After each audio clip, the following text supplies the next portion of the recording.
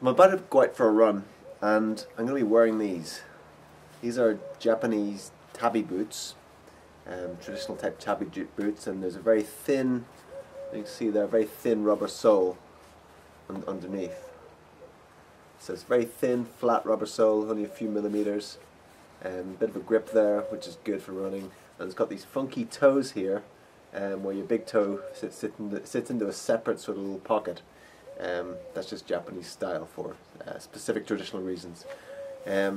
So I use these for my martial arts training, and I'm going to go for a run in them. And a few weeks ago, I would never have thought of running in these. I would have thought, well, that's not going to be good for your feet running in those. It's better if you wear a pair of, Nike trainers or Asics or Adidas, something like that. But it's amazing how your beliefs can be changed, and it's something that I love about life is having all my beliefs open to be changed at any given moment for anything, for reaching a higher belief, something that's going to be higher. And I recently read a book called Born to Run by a guy called Christopher McDougall. Completely authentic, true story about him traveling down to meet the Tarahumara tribe down in the canyons of Mexico. A tribe that live way out by themselves, disconnected from modern type society. And he went down there because he was a journalist, and he's a runner, and he had problems with his knees, so he wanted to go down there and check them out and see this. He heard that they were a tribe of super athletes that never got injured and ran into their very old age, running maybe 100 miles in a day. So this pretty much amazed him, so he went down there anyway. And what he learned from them was they basically wore something like this. They wear this, not the top bit, but the sole is this thin rubber sole. And they don't wear any fancy trainers. They don't have, special supports for the instep or anything like that, or special cushioning, or all that the running shoes have these days. But these guys never got injured. What was it about them?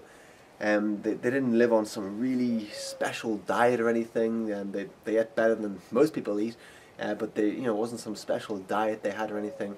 But it was, one of the things was their style of running, how they ran, and how they ran was quite often dictated about what they put on their feet.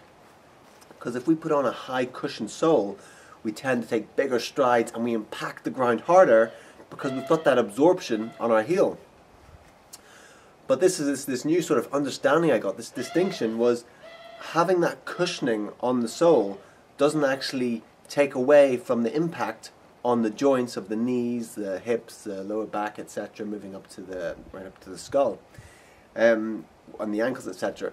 What it does is it just stops the pain of feeling that heel bang into the ground or the foot slap onto the ground, but it doesn't actually take away from the impact on the joints.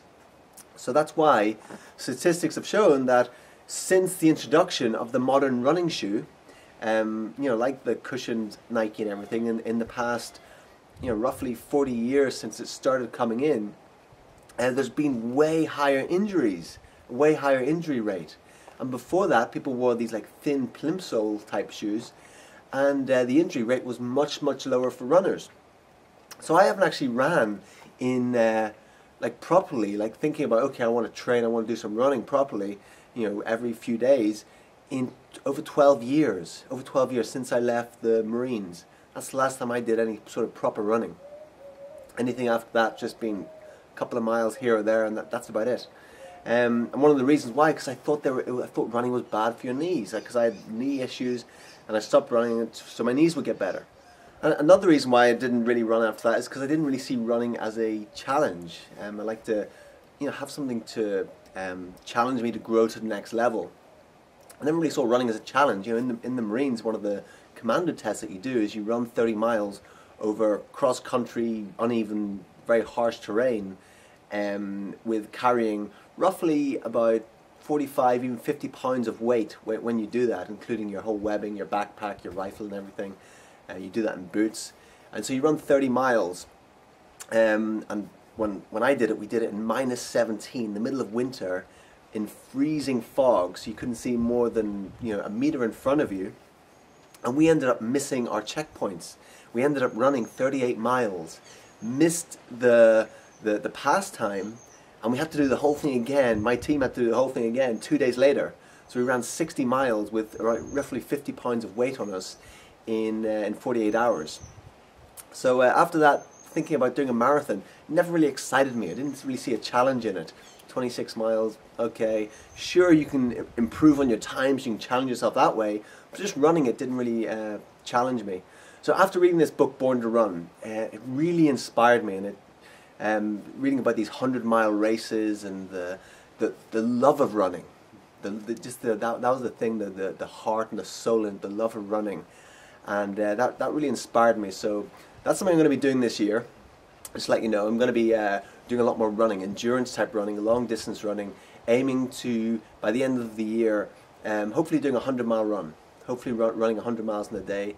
That's what I'd like to be able to do by the end of this year, and just doing some endurance running, and doing it in a way that isn't going to be injurious to my joints or my body or anything, by running in these flat type soles, so it improves my running form, and I take shorter steps, and I'm not putting that impact on the joints, and learning to be able to glide along as I run. I have actually got pretty good running technique and running form as it is, but I think after reading that and really kind of studying it and studying running technique and looking at different people, ultra runners on YouTube and things, and how they run, and then using these thin soles to improve my own running technique, that is, to me, that's something inspiring, something to work towards.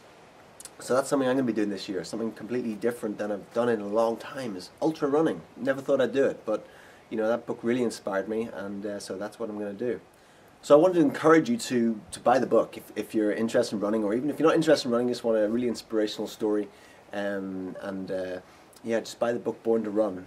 It's a fascinating book, and another thing I got from it was that humans are actually the best ultra distance runners on the planet out of any other animal. Over a long distance, humans will beat any other animal. Not an animal can stand up to a human, neither a horse nor a deer or nothing, over a long distance to an elite human runner. And the animal will fall before the human will fall. And that's something that just really amazed me as well, just to see, wow, we are natural born runners. That's what we're supposed to do, even more than walking. We're built for running, we're built for ultra running. Over a short distance, sure, many animals will take us down, but over a long distance, we can outrun every single animal on the planet. I just wanted to keep you updated on what I'm doing, what I'm up to this year, and one of the things is ultra running. I'm putting my focus, which I never thought I would do, on ultra running, and also another one of my focuses is my martial arts training this year. And those are the two main things for my physicality that I'm going to be working on mainly this year. Okay, my name is Matthew Armstrong. Chat to you next time.